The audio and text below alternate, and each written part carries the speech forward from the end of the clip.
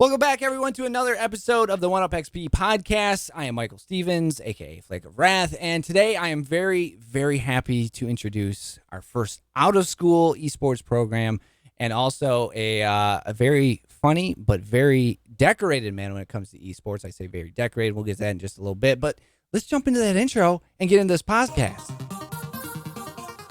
Here we go.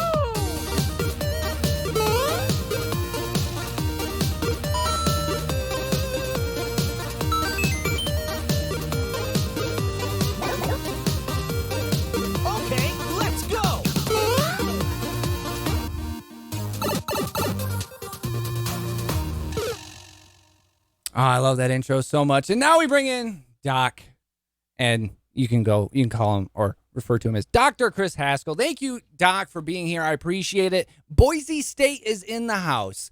And I will say, from afar, as a kid, always growing up, it was the blue field, man. It was the blue field, the school of blue field. But now we're talking blue video game complex you got behind you. That setup is amazing, man. You got to show it off. Let's show it off first, and so everyone knows what we're doing here, what we got. So you bet. Well, and the best thing I've ever heard about the blue turf is was in Arizona, and somebody said, "You from Boise State?" And I'm like, "Yeah." He goes, "That blue field is the truth." So we often describe it as the truth. I'm here in the Boise State Game Pants Esports Arena. Yeah. This is our home for all of our competitive work. We have a training center with another 24 PCs on a different part of the campus, but this is where we have fans. We have our players on the stage back there. They're getting settled in. League of Legends team. For us, this is when we're chatting, it's camp. But we've got, sitting right behind me there, our national champion Madden player, Wesley Williams, getting ready for a match tonight. But my little desk here is right in front of our broadcast desk and our interview set. And down the hall there, you've got our actual control room. There's a lot of pictures of that. And you see right there the cabinets. Whenever they need to be schooled, I pony up there. I put my quarter on the bezel, and down the hall we've got a couple more there too. So I love it. This is our home, and we spend a lot of time here. It's gorgeous. And Cody, take notes. No, I'm joking. We can give him a hard time through the show. But I said decorated before the intro because 2020 Esports Head Coach of the Year, if I'm not mistaken, that's the award you're carrying around on your back right now. So congratulations on that. But let's talk about Doc, aka Chris Haskell. Okay, I'm not going to put this origin story. But I'm trying to bitten by a radioactive spider that came out of a Pac-Man machine. Yep. I'm trying to put this as politely as I can here, Doc. I'm old. Yeah, okay, thank you. I didn't want to hit that, and drive you away here, but you're probably the older esports guest that I've had. Okay. The kids call us boomers. All right. I'm 35. I'm assuming you're a little bit younger how can you even have a podcast? Exactly. Right. I don't know how to do this. I'm grandpa around here, but you're probably a year younger than me. Exactly. So let's start with, how did it all get started? You obviously, and probably like me, back in the NES days, cabinet days, like you said, put the quarter on the bezel. But where did it all start? I'm going to give it to you in a haiku, as I promised I might do, because origin stories. If anybody who's, it's all out there. Yep. Professor, research, esports could be big. Oh crap, I'm in charge. I researched it. I researched it for a keynote. I discovered, after talking with Kurt Melcher and with Kathy Chong and Mark Deppie at UCI, with a lot of the colleagues who were early into the space, AJ Dimmick, a friend and trusted colleague, so many folks early in the space, we discovered it was going to get really big. We were the third FBS school, and now there are 17 FBS schools with officially recognized varsity scholarship programs, more than 400 universities, more than 300 of them with scholarships. And that was 4 years ago.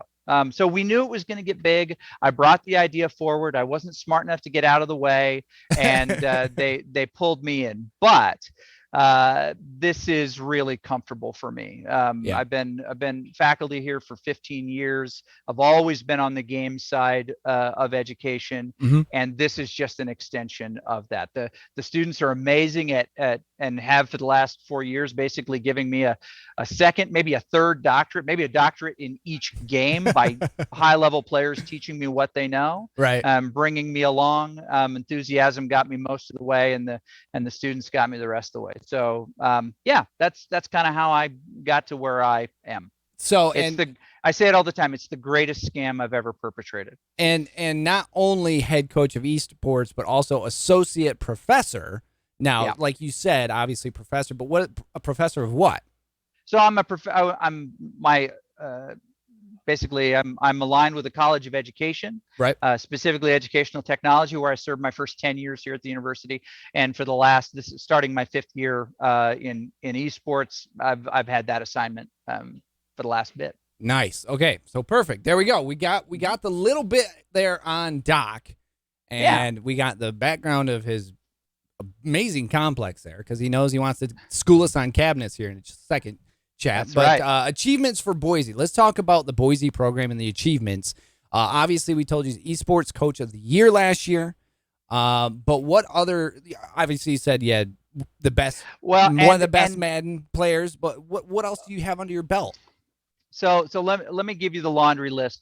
One is, I'm incredibly grateful to be the National Association of Esports Coaches and Directors. That's NACAD. Okay. Coach of the Year for 2020. Oh, nice. I was also NACE, the National Association of Collegiate Esports, which is umbrellaed under the NAIA. So people like the big units will never know, they're already kind of involved. Gave me the Director of the Year award. Oh, nice. So, which I see both as tiaras, right? Which means you show up at the car dealership opening. You're responsible to speak for all of the other people in your space. He's cutting the ribbon, if you will. You know what? It's a service position, and as Joey Gariziak is the 2020 Director of the Year for NACE, and he'll carry the mantle and do all of the he'll do your next podcast. I'll introduce you. I love it. Yeah. But we in the last year we with Boise won the NACE and the Play Versus Madden Championship. We won the Play Versus Overwatch Championship, and that trophy sitting up there on the desk right now. It just arrived a couple days ago. Oh, nice. And we're Mountain West Overwatch champions. 4th straight year we qualified for the CLOL playoffs, Rocket League tournament winners in the past, and Mountain West champions in that. You know what? It's hard to remember them all. Well, to put it lightly, you have an amazing program. Well, we have amazing students and coaches that make it an amazing program. Truly. Right. So, you guys are doing it right, and doing it right in Boise. So I do have to ask, who are your rivals? Like, who gives you the toughest time out of all these schools? Ooh. So I'm supposed to say, we're on to Pittsburgh next week. We don't care about what they did, or I'm supposed to give you all of that stuff. Honestly, the kids in our neighborhood are the Maryvilles, the Utahs, the Northwoods, the Harrisburgs, a lot of these programs, and there are a lot of them. I'm UT Dallas. Anytime you see a top 10 published by eFuse or another organization, that's the neighborhood that we want to live in. And it's a great place to be, because great opponents create great goals and preparation, and they make us better. So we want to have lots of tough schools that we can trade punches with, because it gives us, frankly, it gives us something to do. Right. You're 100% correct. Playing better players or teams, just boosts you up more. You learn so much from your competition. It goes back to traditional sports as well. You tend to play to your opponent's level. It really does make a difference when you have, if you sit down and play another Madden player that might be just as good or even close to as good as you are. Of course, you're going to rise the occasion more times than not. unless, you just have some mental mistakes or something of that nature. But all right, let's get to the games that you focus on. So you mentioned some of them. You got Madden, obviously, right behind you. You have Overwatch. You have Rocket League. I'm guessing League of Legends. Everybody has League of Legends. Everyone's got to have some League. But what are the games that you're focusing on right now? And is there any? And Valorant. We're adding Valorant. Okay. So we support 5 varsity games. Right. And you just mentioned all of them. And so those are the varsity games. Okay. So we support a number of other squads also playing those games, by giving them broadcast time and space and jerseys and practice facilities and things like that. We don't recruit or coach the additional squads, but we also have a little Call of Duty, some R6. I think we're going to have some Smash participants this year and doing some different things, fighting games. We support those communities on campus and give them a place to be and to play and machines to play on. Nice. Yeah. I mean, it's you're not just leaving anybody out by any means, but you got the 5 varsities and then anybody else who, feels like, so like if I walked in tomorrow and be like, hey, Doc, I'm really good at Fortnite. I'm going to go to grad school here. Would it be cool if I joined? I could be part of your guys' little, esports that you got going on there, right? Absolutely. We've got big love for all of the games, as long as they're good titles, right? Right. I mean, and to be honest with you, as long as I was talking with Caitlin about this on Tuesday, Caitlin Roos. As long as the leagues are pretty well kept and run correctly too. You don't want to be necessarily associated with a game that might have a rough league for competition. You know what I'm saying? Where you don't want hackers. You don't want anything that's just going to be running willy nilly. So. But yeah, I understand that 100%. We already did the facility brag. I put that in even with an exclamation mark. So let's get to the questions here. All right. And I've talked with a lot of programs. I've talked to a few pros. I've talked to some organizations, even some casters here in the last few weeks. And this is all for basically the education of esports, because I think you probably know, just like me, there's a lot of misunderstanding when it comes to esports or video games in general. When you and I played, back in the day, if you will, Doc. Back in the day. Back when I was a kid, it was considered a waste of time if you were, you tried to hone in some skills playing some video games. But nowadays, there's a lot of room to take those skills or, get other skills in esports and put them to use in a ever-growing esports market. So what do you offer potential students, staff, scholarships, programs, types of degrees that you have for esports? You have a very large program there at Boise State, as we've heard and we can see. But what opportunities for students are there at Boise State? Oh, Daddy. Okay. There are a ton. I mean, we start every week here, Monday morning, even prepping to do that. We're heavily involved. We don't stop production at any point. Love it. Love it. We probably produce about 40 hours of live content every week. I think that was part of our first conversation. Yeah. We produce things for lots of other organizations as well. The USO Esports Tower, where our students do fully branded production for them, which feeds and serves our program in a number of ways. So it's just a big part of what we do. We also bring along people who are talented in the game, but may not be playing at pro bubble level or tier 2 level, and let them use their love and their knowledge of the game in the storytelling, in the writing, photographers. We've got video editors, front of camera, production room stuff, feature editors, line producers, show directors, everything you can imagine that's part of a television production or part of a storytelling emphasis.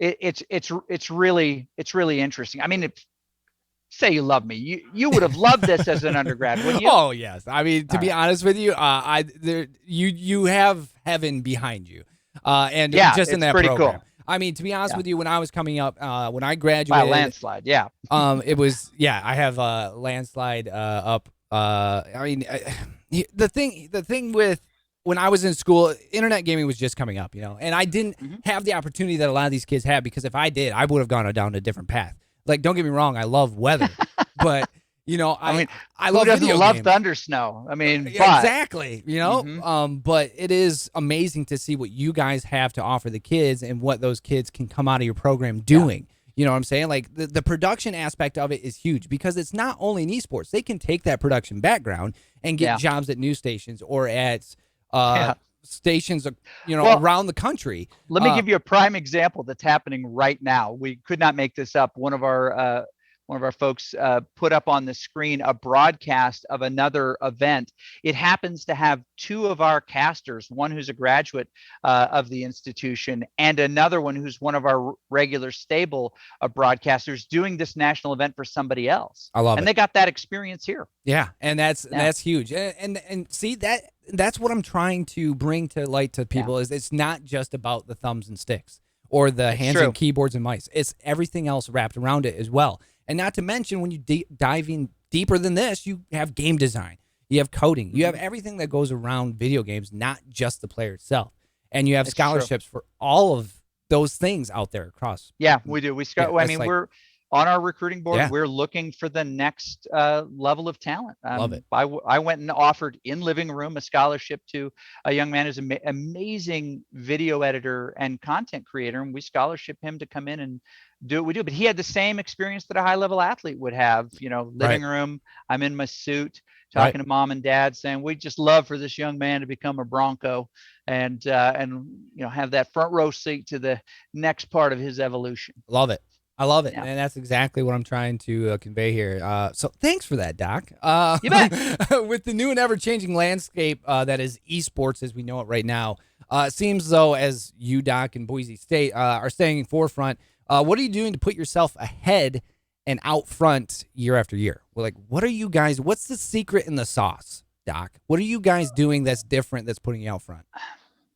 I mean, it'll sound cliche, right? But sometimes cliches needed, man. It really it's true. I mean, we do get a lot of big love for some of the stuff that we do, but honestly, we try to find good, creative people who want to make things better every day. We use a very Tim Kite above the line philosophy here, which is we're constantly looking for people who want to take responsibility, accountability, and ownership and use their creativity on what we do. That culture makes it really uncomfortable for people to have bad attitudes or not want to step up and help with things, or not be excited about little wonderful things that happen in our space. Right. And we look everywhere for those people. I mean, we definitely have people in the state, but we recruit nationally and internationally, so that we can find a lot of those people. It's a cop out, but it's one of two things. It's the people that we have here that allow us to do new and innovative things, and which helps to really foster that culture. We're also at a university that is kind of the kid brother of a lot of other universities, but just went through that 13-year-old, 14-year-old growth spurt, and now to knock out the older brother, right? Yeah, right. It begins with Oklahoma and the Fiesta Bowl. Apologies to my colleague Mike Aguilar at Oklahoma, but that's where it all started. But that kind of punch in the mouth, a little bit of chip on the shoulder attitude makes you work pretty hard at a university that plays on blue turf. You know, the people that work hard for something and have a passion for something always seem to come out better in the end, you know? Yeah. And you know, you can't just sit there and wish for something. You can do it, but guess what? It's not going to show up unless you put the work in. And I mean, obviously you guys have put the work in. All right, so this is something that I saw on your website, and it really intrigued me because this was the first I saw this. But programs like Esports U, so the Esports U that I saw on your website really intrigued me. It seems like a really good way to get kids ready for the next step if they want to take it. Can you let us know, like, kind of what that program is all about? Because I've never heard of something like that. I've thought of something like that. Yep. But what is it? It's a summer camp program, or free summer camp program that we offer with the support of one of our big partners, ICCU, and we invite kids into this arena, and we talk to them about the games they love to play. We put them through essentially a collegiate coaching experience and VOD review. We bring in so awesome coaches, and we get them on the desk. We broadcast their events. So yeah, we give them the college experience in a free summer camp. And I'm gonna mess up the math, but if you're standing on the deck of a ship, you can see about a half a mile into right before. Well, I think it's a little bit more than that. I think it's a couple of miles. Somebody will correct you. Before the curvature of the earth. Exactly. Right. But if you elevate yourself to the crow's nest, a difference of only 50 feet, it is 40 miles. Right. It's massive. We want to elevate. I mean, we talk about it as a program goal all the time. We want to elevate everything that we do, but in the people we come in contact with, just give them a different view of what could be. And that is huge. Like when I saw that, I was like, somebody's doing it. Like, because I've always thought that. Like, have a so you want to camp. do a fantasy camp? Should we do a fantasy camp for adults? Yeah, I'd be out there in a heartbeat. Never going back. Oh, That's never. So true. Because I mean, can you imagine? You'd have so many 35 to 40-year-old me's out there. Like, put me on the desk, Doc. Put me on the desk. I mean, to be honest with you, I might not get away from the cabinets in the hallway. To be honest with you, I'd be a little bit over my head, but I'm into this. Okay. So here's the here's the other thing. This just came to me too. The cabinets, can you stream those? So yeah, we can capture. Can you depends capture? On which one? Yeah. So this one over here. Right. You'll notice there's a monitor on top. Yeah, we can take that and that's and just cool. bring it into the system. And we do. That's awesome, man. Mm-hmm. See, now, so when I come out for fantasy camp, all right, you and I are going to have a Twitch battle with a high score on a cabinet of some sort. Yep. All right. And that machine right there is one of the the big MAME cabinet brains. It's got 750 games on it. That's a fighter cabinet, so it's got every Kombat, Street Fighter. Oh yeah, Street Fighter, got all the Mortal Kombats, all the Street Fighters. And there were way more Street Fighters. Killer Instinct. Yes, Killer Instinct is on there. There were way more of those games than we even remember. I'm scrolling through the menu going, there was a Street Fighter 87. There was a Street Fighter 87 Japanese only. There's a Netflix documentary. I don't know why I'm putting an extra easy syllable for you on to this. say. Documentary. There we go. That showed where Nintendo started and where it came from, but those fighting games all started in Japan as competitive cabinets, and then they slowly kind of rolled them into consoles. I think Sega brought them to console first with Mortal Kombat, and they're like, oh my gosh, no, you can't do that. But yeah, that's where the fighting games started. They were started in Japan on cabinets, and that's where esports technically started, as they, competed. Kids would sit there all day and compete against each other in fighting games. And now Doc's got the actual machine from Japan with those. It probably is from Japan, isn't it? The brain is, I mean, it's got to be. It's got to be. A lot of kanji in some of those games. So that's awesome. Now we gotta start working on fantasy camp, Doc. Boise State has been studying video games and esports for a long time. You said early 2000s when we talked before. But does that background help keep you guys one step ahead of time? Like that background, to me, I feel like you guys know more just with how things like the mind in video games work than everybody else, because you've had 20 years to kind of study that, Yeah, you know what I think it really does. And I mean, we talk about blue turf thinking here a lot. My colleague Ross Perkins coined that term a number of years ago. But it really is this investigation of stuff that might not be culturally understood yet, but is we recognize as it's important. I don't know that it gave us a jump on any one game, because there's a lot to be learned about every single game out there. But I think what it did is it removed the stigma for us that somehow games were not valid as an area of exploration or interest. And they're so much more culturally driven than people understand. Oh, very much so. It was the Rosen brothers, who were at Blizzard and Tespa for such a long time, right? Who said it this way: we don't ask people, are you a movie watcher? Are you a music listener?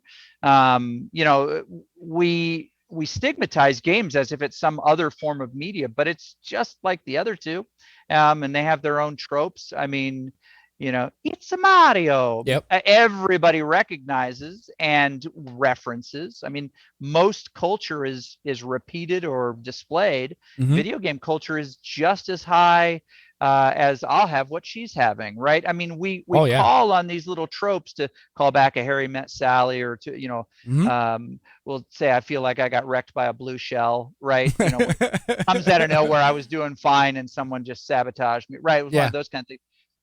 All of those are cultural. So for us, I mean, games are just part of that conversation. Yeah. And we didn't have to adjust because we've been studying. We didn't have to adjust to, is this worth our time? We were already in, right. And we then just started connecting with the people who were equally in. Yeah, you guys were already in the pool and in the deep end before people really noticed what was going on.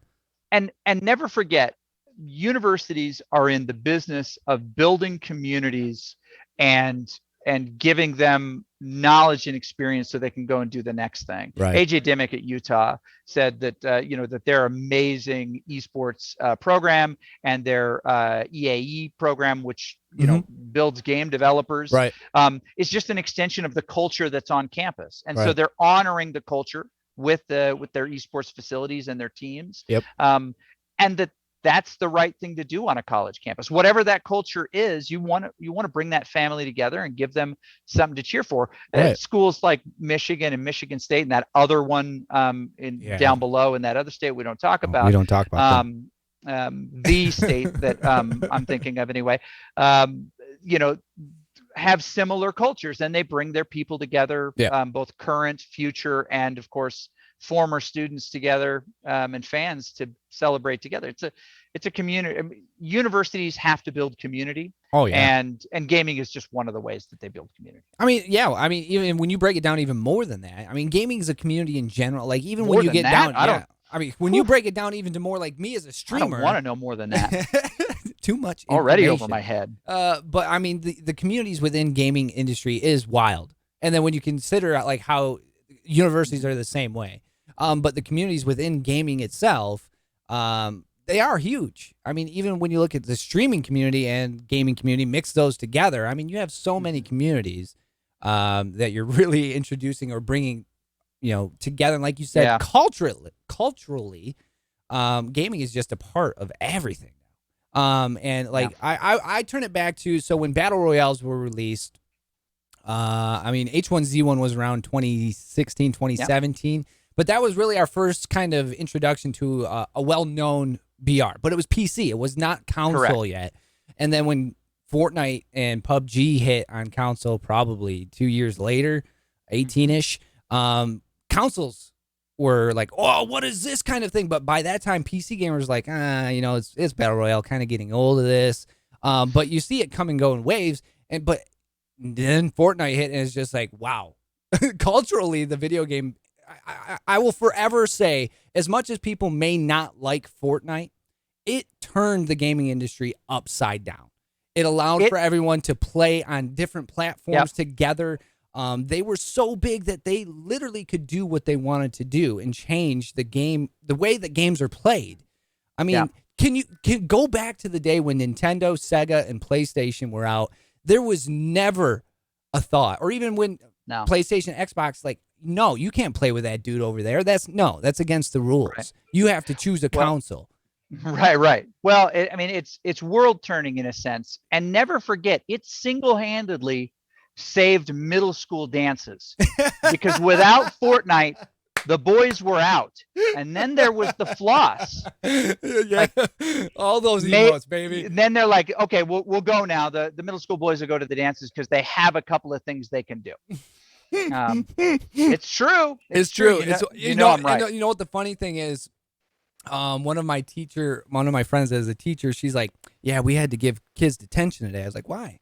They're like, they were in an emote dance off. I was like, wait, they don't get in fights anymore? Like, no, they were emote dance offing. I was like, that's right. I guess, hey, if you're not, that's how you want to battle, you can battle that way. Yeah, drop a little orange justice on them. 7 wonders. Doc, you're killing me. All right, serious question. What are your goals for incoming students? You guys all, I've talked to so many programs, and you guys' goals in general is obviously they're the student first, athlete second. We're 100%. trying to obviously get these kids into and what they want into school and out the doors with what they want and into the world and where they can explore and use that degree or their, what they've learned to any extent or every extent that possible. But what are your goals for the incoming students, Doc?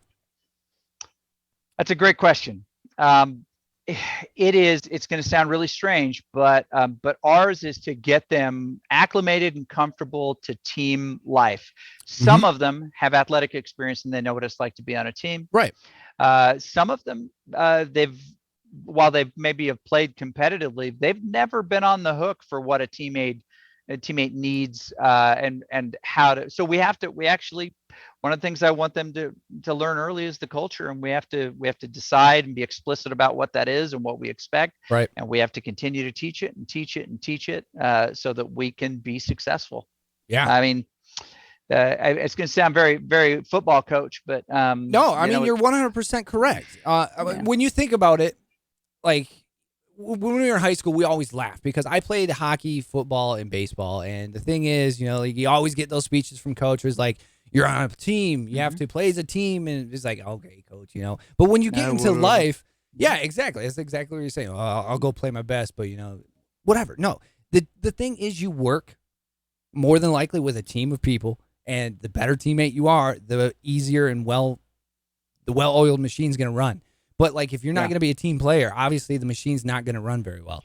Yeah, it's interesting because your skill matters far less than your effort as a teammate. Correct. And once people get their mind around that as the win condition, look, I just need you to be the best teammate you can. Right. I need you to respond in the ways that we need to respond when things don't go well. You can't blame, complain, defend. You need to be above the line. You need to have accountability, responsibility, and ownership over what we do here. You have to be an amazing teammate. What you've done in the past and the wins that you've got and the challenger or grandmaster levels that you've achieved in your different games, SSL, they don't matter as much as you as a teammate, right? Because those other things help to get you here. The thing that keeps you here and gives you and your teammates the success is being a great teammate, and that's something you have to teach. You have to continue to teach. You have to let them teach to one another. They really have to just kind of come to understand that, not as a slogan on the wall, but a set of beliefs that lead into behaviors that lead into outcomes. So. Right. And and you can see it in games too, where I'll use me as an example. When we had a Fortnite squad, me as the captain and leading, yes, I was a much better player that way. But when I play solo Fortnite, I'm trash. Like, I can't do all the stuff that needs to be done. But when I'm leading a squad, it's much easier to see that I'm a much better player. I don't know how it works that way, but as with people surrounding me and working as a team, I'm much better. Yeah, I've heard your direction. I'm down. Can someone get me up? Can someone pick me up? There's a guy over there. I'm still down. Over there's a great call.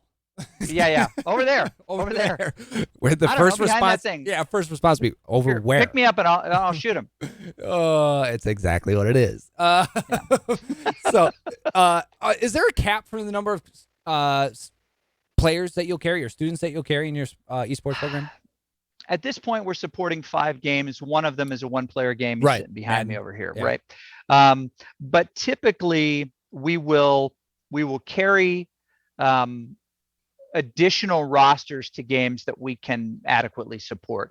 But we're only recruiting at any one time 7 or 8 League of Legends players, 10 Overwatch players, 6 Rocket League players, 7 to 8 Valorant players. That's who we're recruiting and supporting. Right. But we always have our eyes set on graduations, because we have a fair amount of graduations. So we have to be looking for that. So like, say if there was another really good Madden kid that wanted to come in, would you carry 2 Madden kids, or could you carry 2 Madden kids, or do you just have one? That's a conversation worth having. We would, right. and we could, if the experience was right. Right. Okay.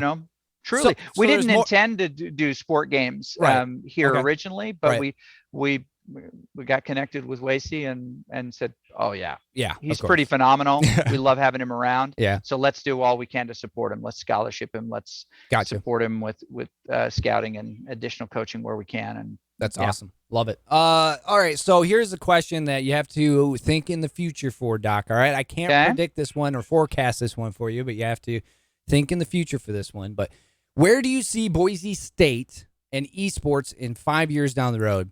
And are there any goals that you have set for Boise State and Boise State's esports? And do you see NCAA taking esports over anytime soon? That is 2 questions. That's 3 questions, to be honest. But I mean, let's break it down first. All right. So where do you see Boise State esports in 5 years? Where do you see esports in 5 years? Your esports program. I've got a pithy answer for you. In the neighborhood. It's in the neighborhood. And I talk about these schools that are our neighbors. Yeah. No, I mean, to be honest with you, what he's talking about in the neighborhood, like top 5, top 10. When people are mentioning you in the top 5 schools out there for esports, that's the neighborhood. So I mean, we want to be in the neighborhood. Yeah. For a number of reasons. One, it gives our students great experiences. We get invitations to great things, and there are a lot of great schools out there. But we want to attract the right kind of person and stay in that neighborhood. Yeah. I don't personally have any specific goals for championships or awards or those kinds of accolades, right? But I do support as the students develop those goals. Right. So for me, the joy is in the front row seat to their success. Nice. And setting goals and accomplishing and learning and moving on and gaining leaders within the group, and those folks eventually getting their degrees. Our wall of fame, which is growing way too big, only contains people who have earned a degree. The only way to get on our wall of fame is with a degree. So if I have any goal, is to continue to expand that and to make it so that it just doesn't fit in this complex anymore. Right. And you're going to have to build another wall in another complex to fit those people. Yeah. And this is a group effort. We, at the end of last year, the count stopped at 543 program victories. Nice. And so that is second all time on our campus. Greg Patton, who's in the college athletic Hall of Fame and the tennis Hall of Fame, finished with 714 or 711, something like that. Wow. That's a goal, I think, for this program to get to, that our students and our coaches can lay claim to the program with the most wins. Oh yeah. I think that would be cool. Yeah. But again, it is only serving what gets us those moments, which is singular focus, alignment of our beliefs and our effort, and it drives us to practice better, to learn more, to respect opponents enough that we can actually learn from what they teach us. And I mean, all of goals like that just focus the work that we do, and it's the process that's the most rewarding. You hear that a lot. The joy is in the process. Yeah.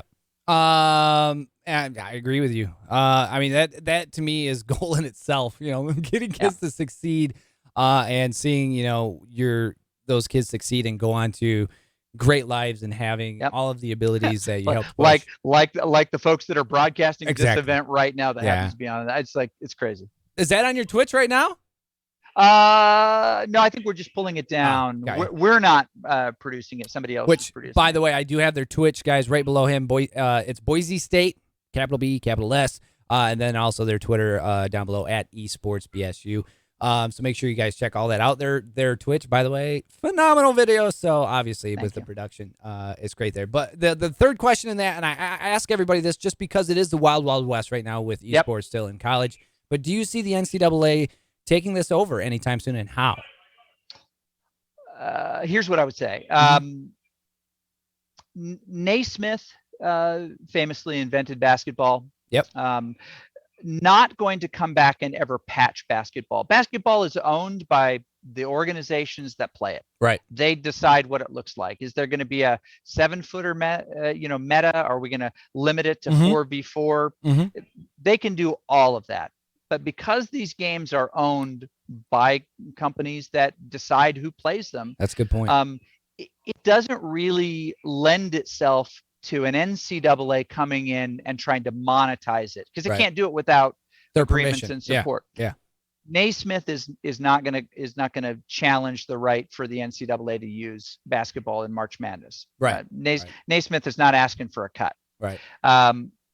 But what the NCAA I think does really well is identify what is an appropriate balance between school and the pursuit of athletic perfection. Right. And I think they have a lot to bring alongside that. For us, we've just adopted the NCAA rules that our football team and volleyball and softball teams use, because that's culturally appropriate for us. Correct. Right.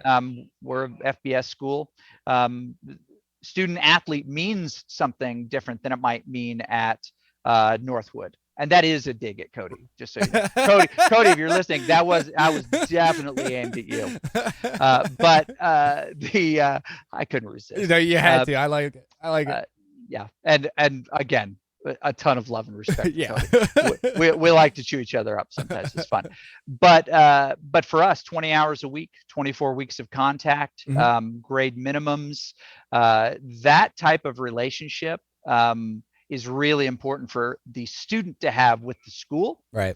And therefore we adopt those things. So I think that the NCAA could probably get behind some tournaments and support them. Right. I think that they could really help to kind of identify, well, what is a student athlete? Is it the student taking a 3-credit esports course and calling that full-time status so that they can play on the esports team? Because that happens in our industry here and there. Not many places, but it really, they could really come alongside and I think provide some value. And if AJ Dimmick at Utah is to be believed, they will.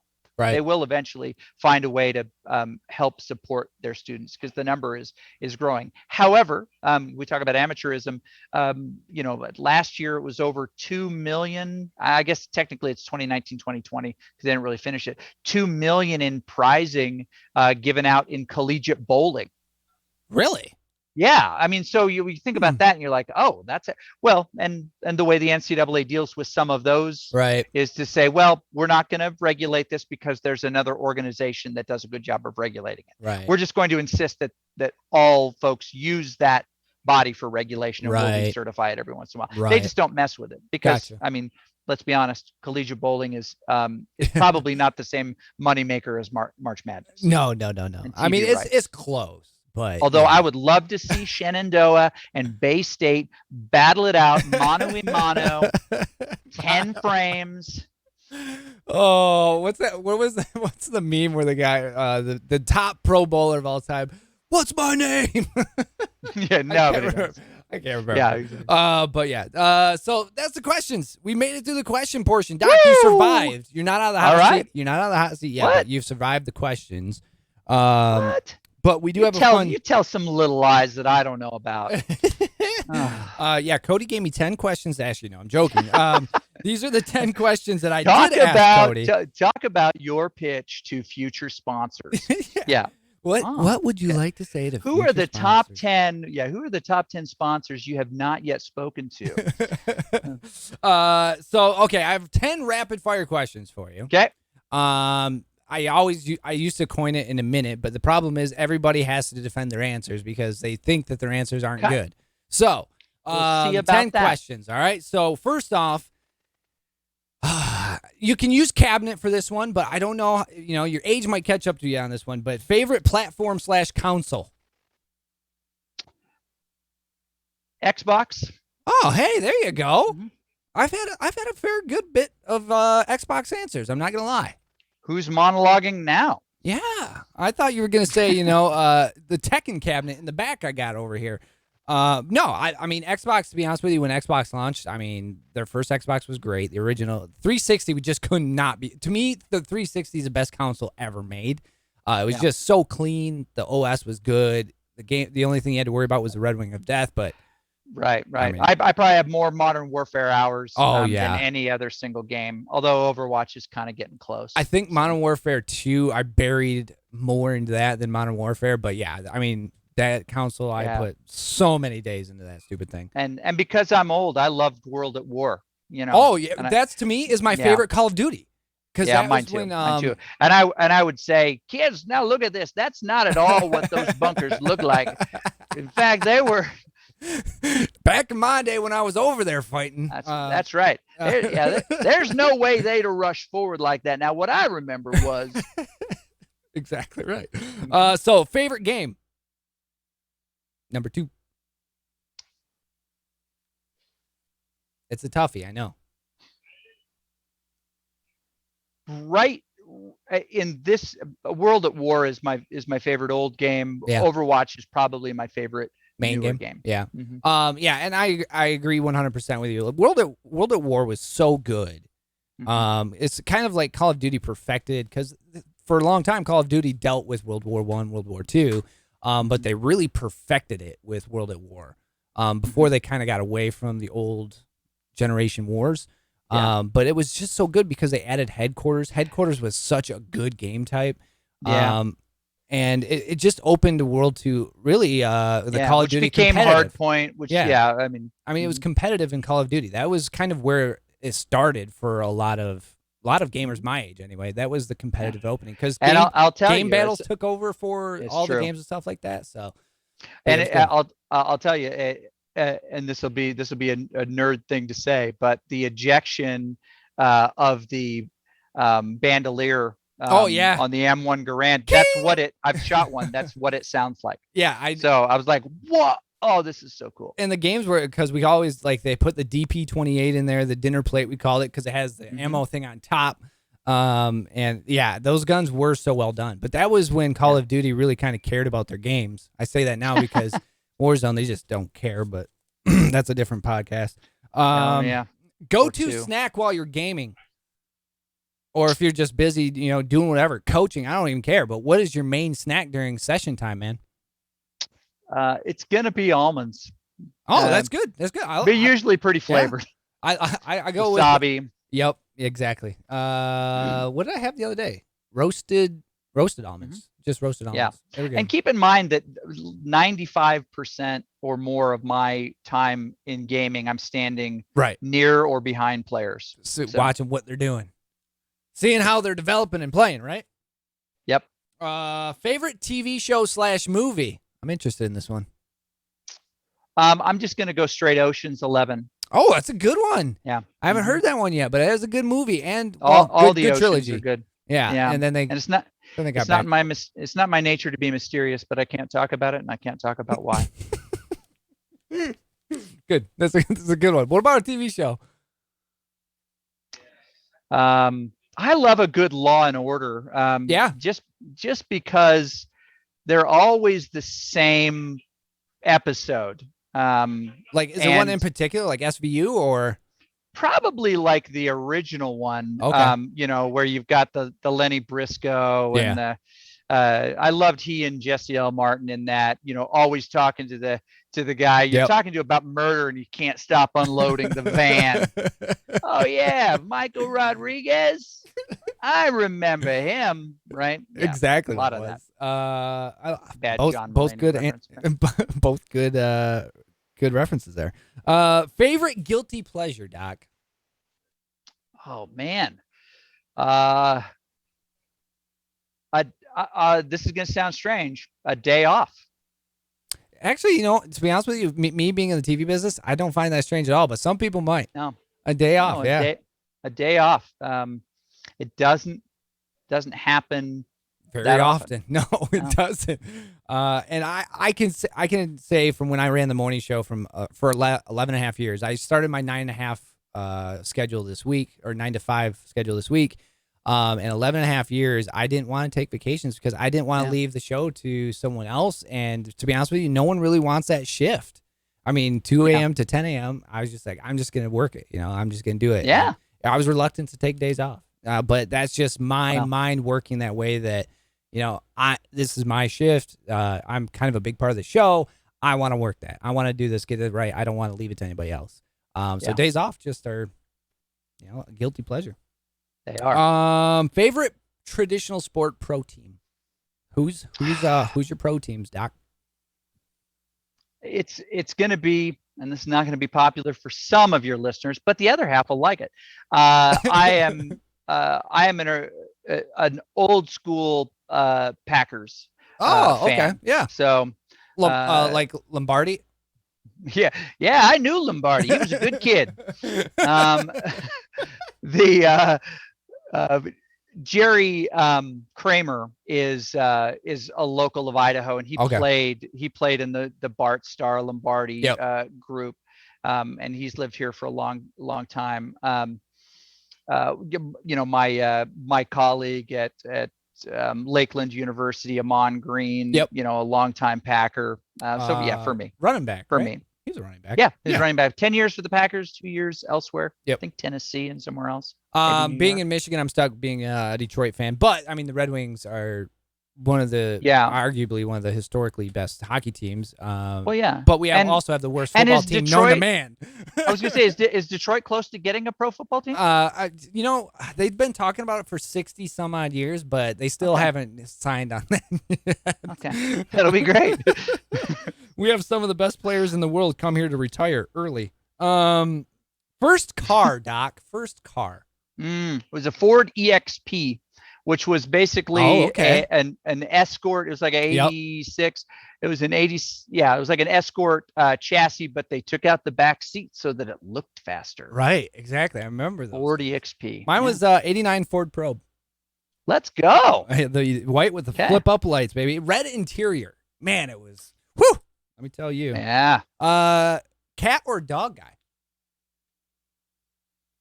Currently have a dog, so we'll just say dog. Dog. All right, cool. There you go. Now that in fairness, I can't. You can't say you don't like cats, but obviously you have a dog. You know what it is? It's not that I love any animal in particular. I just can't stand it when they don't like me. So I try to befriend every animal. That's true. That's true. It is true. It's 100% true. Which I'll add is one of the reasons I think I've made some friendships in esports. Right. Is because you've got a lot of type A folks out there that don't really want to like anybody, and my wife describes me as a DB whisperer.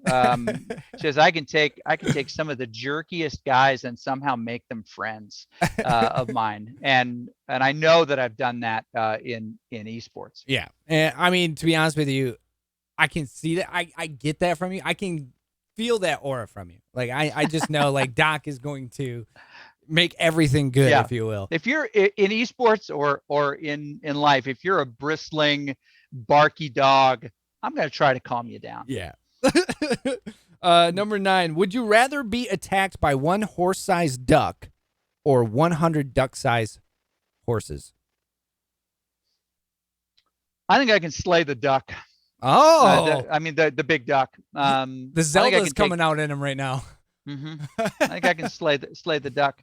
He's got to wait till the wings are up, and then you got to just, back off, and then you got to dodge, and then you got to wait till they do the big flappy thing, and then you move in again. You're the first person that's just said you're going to go and slay the duck. A lot of people try to bring to table how they're going to get away from these ducks or horses or duck. Like no one's talked about slaying the horse. So Doc, congratulations. I think you're the first one to pass that question. Anywhere in the world, Doc, where are you going, man? Can I ask a follow-up on that? For what purpose? Just because you like it, you want to go there, you love it, whatever it is, man. Where in the world is Doc going to be the happiest? Well, you're familiar with Michigan, right? I would go somewhere. I would like I did to him when I talked. I was like, we're right here. And the thing is, everyone in Michigan does that except for the UP, because obviously you can't do that. But yeah, it's everyone in Michigan. Yeah. So I would. Yeah. I mean, we try to say, well, they're here and we're here. No, it doesn't work that way. No. But it should be its own state. To be honest with you, it should be part of Wisconsin or part of Canada. Or its own state. One of the two. That's right. Northern Michigan, Southern Michigan. Like, they have North Dakota, South Dakota. Why can't we have North Michigan, South Michigan? If you cut it off, will it float away? No, it's connected to Wisconsin. I mean, but if you cut it off of Wisconsin, will it float away? Technically, it's an island then, yeah. If you cut it off Wisconsin. There you go. Because the straits from the lower, Mackinac Bridge. It used to be the longest suspension bridge in the world. Yeah. But, I mean, Japan. Well, if they become a sovereign island, their chief exports are going to be sick days and iron ore, and cheese and fish, smoked fish. Yep. Smoked fish. That's what you can find up and there. Vacation days. And chief vacation days. So where are you going, Doc? Where in the world are you going? You know what? I'm probably just going to go. Before you answer this, you want to know what Cody said? Yeah. He said Ludington, Michigan. A little old city on Lake Michigan. You know why? Because he loves the place and because it has his favorite golf course.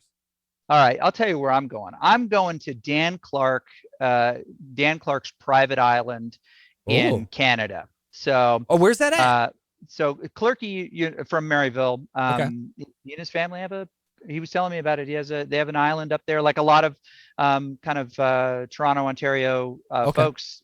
There's shows about all these private islands. I mean, there's just a bunch of little dot islands. Yeah. Some of them are just like a chunk of rock with a stick on it. Right. We have a bunch of them in here in Michigan. You do. I would just go there and hang out for a couple of days. Also, we're in Idaho and we can hike a ton. I'd probably just say to my wife, where are we going? And we'd back in somewhere cool. Are you from Idaho originally? Look, I mean, when I moved here, it was still Pangea, and it hadn't been named officially. So it wasn't North America yet. Yeah. North America was a dream at that point. So people were still making their way across the land bridge. Yeah, exactly. I actually have a rock drawing. I have a petroglyph of the expeditions coming across. So Lewis and Clark. Yeah, that's awesome. A little charcoal. Yeah, I've been here since I was 19. I came here as an undergrad. So this is as much home as anything. So you went to school, laid roots, and stayed there. Mm-hmm. Nice. Yeah. Well, my wife and I both met as undergrads, and we actually cheered together. That's a true story. Nice. The petroglyph thing, maybe not. We're both cheerleaders here. It's how we met. Well, Dr. Chris Haskell, you are now off the hot seat, brother. Thank you so much for taking the time out and talking to us on the One Up XP show. I appreciate it, man. Boise State, all the coaches, all the students there, you guys are looking like you have something special, and I hope nothing but the future for you guys. And I will let Cody know that he's got some work to do, but no, he's doing great work up there. He really is. He is. All the programs I've talked to, everyone is working really hard to do what everyone is trying to do with esports, and I really hope that I and everyone else I talk to, we can all spread the same thing, and we can get to the same spot in time down the road. And Doc, I'll be out for fantasy camp, man. I promise. Let's go. You've actually come up with an idea that I think is marketable and would be unreal. Let's do it. Imagine getting some amazing players here for fantasy camp. We get Lift. Yep. Everybody knows Lift. We can get a whole bunch of people. We can get Nick Merckx out there. We can get Dr. Lupo. We can get some of those big namers out there that they're past their glory days. Yeah, I'll call Tyler's mom and get the blue hair out here. Yeah, I'll call his mom directly. Let's just get Ninja out there too. Doc, thank you again, man. I appreciate it. Right. You were a wonderful guest, and I look forward to having you back on sometime in the future to talk about how everything's going, man. So I appreciate it. It's awesome. We'll chat again. All right, thanks, Doc.